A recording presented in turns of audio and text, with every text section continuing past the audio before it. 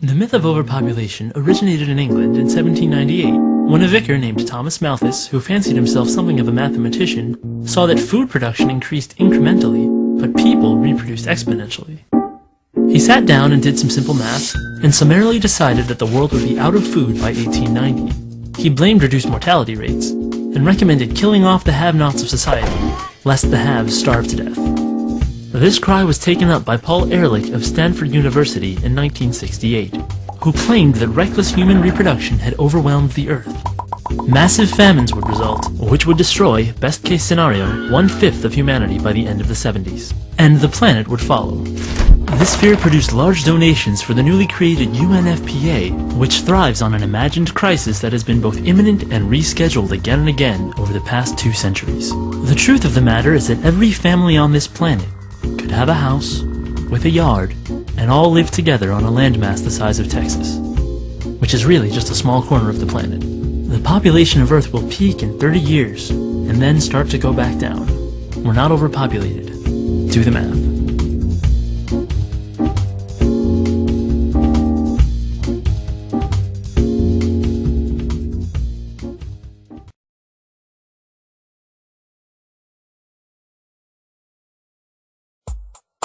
From the time of the cavemen all the way until today, humanity continues to exist because each generation of people has produced another generation to replace itself.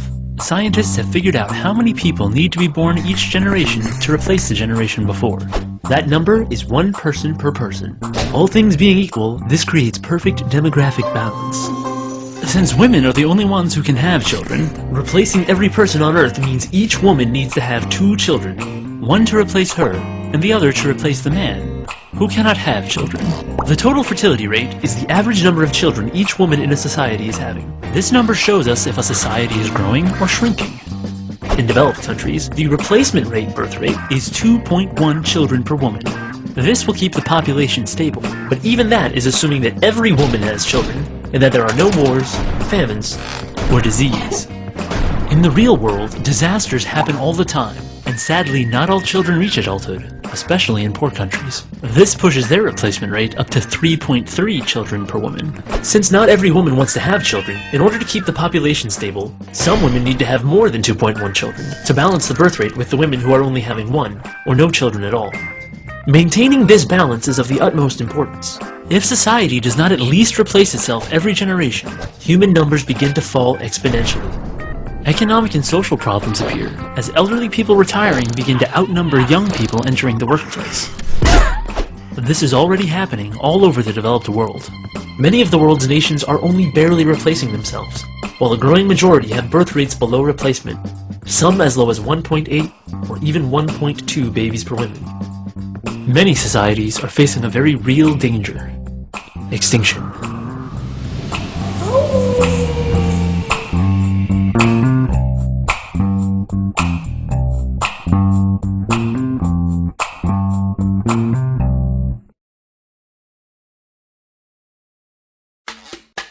According to believers in overpopulation, there are so many of us on the planet that food production cannot possibly keep up. However, according to both the UN's Food and Agricultural Organization and the World Food Program, there is currently enough food on the planet for everyone to be well fed. Not only that, but we're growing this food on less land than we did in the past. This is why in the United States, for example, the government can afford to pay farmers not to grow food, but instead return their farmland to the wild.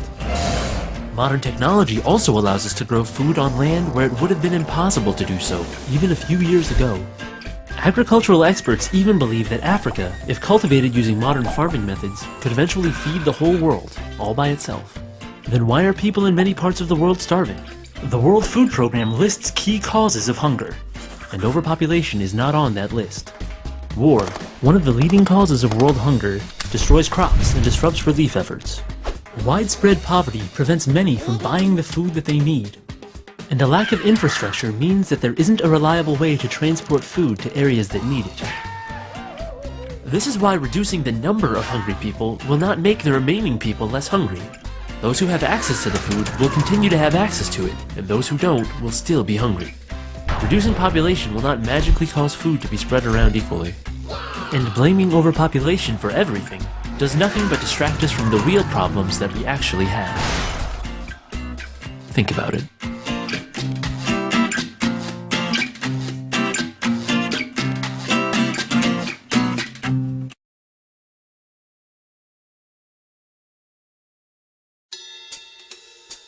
When human beings first showed up on this planet, there weren't very many of us.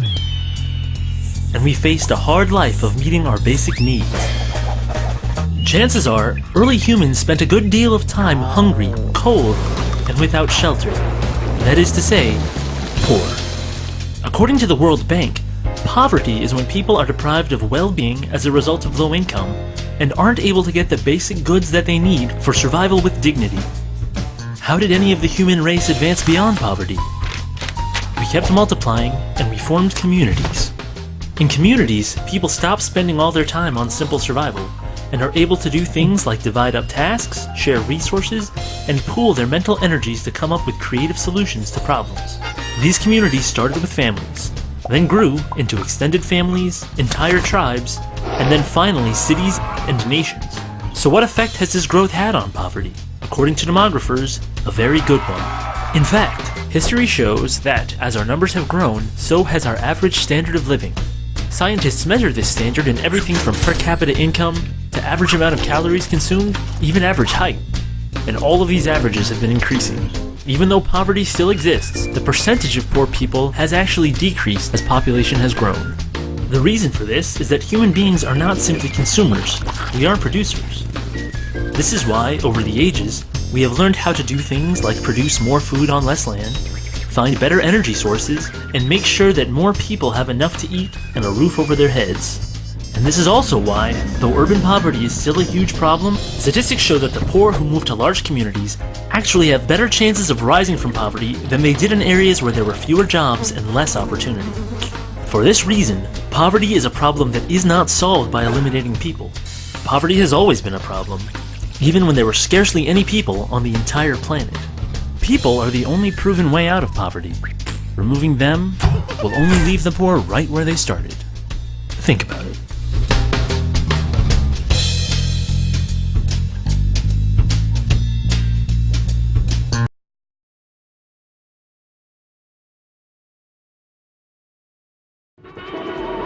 At some point in the year 2011, the Earth will hold 7 billion people on its surface, more people than any point in recorded history.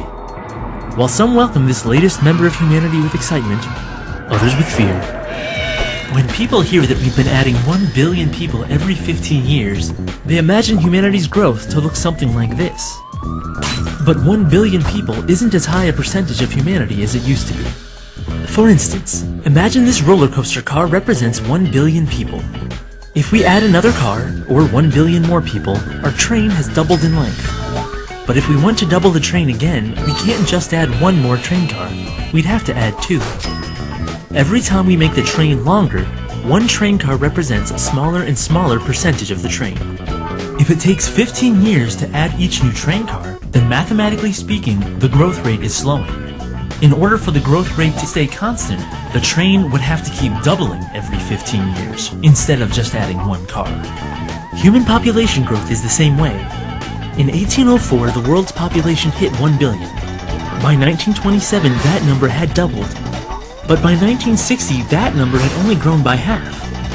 By 1975, it was only growing by a third, and then a fourth, and then a fifth.